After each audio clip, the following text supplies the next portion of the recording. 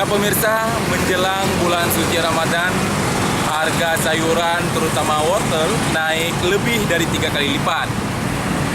Harga wortel yang biasanya Rp6.000 per kilogram, kini sudah mencapai Rp20.000 per kilogram.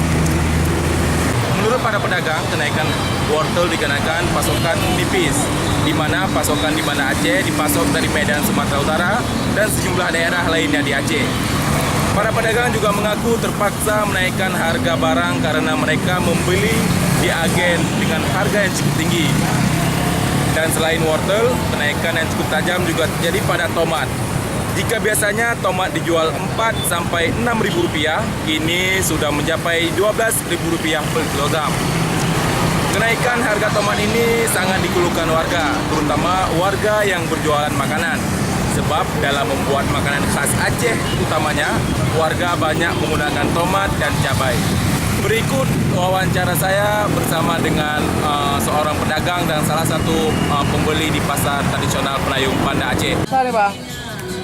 Sebenarnya bukan proses masalah puasa. Orang sekarang kan bilangnya masalah puasa. Sebenarnya prosesnya barangnya kurang. Barangnya kurang ya bang? Karena di saat puasa pun kalau misal barang ini banjir kan penuh juga, harganya sama juga.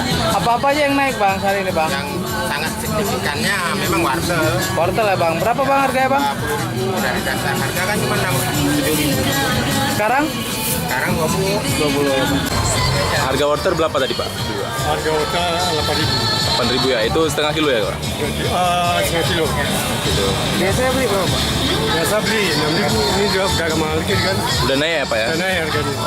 Apa- Dekat puasanya memang naik harganya. Apa-apa aja tadi pak? Cabai, bawang merah. Itu bagaimana? Naik juga Pak? Oh, rata-rata hampir naik semua. Iya. Untuk harga cabai saat ini masih stabil. Sementara cabai rawit hijau naik dari Rp20.000 menjadi Rp26.000 per kilogramnya. Para pedagang menyatakan stok bahan pokok kebutuhan masih aman hingga bulan Ramadan.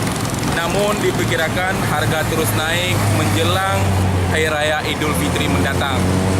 Dari Banda Aceh, saya Munandar melaporkan untuk Jurnalistik Televisi.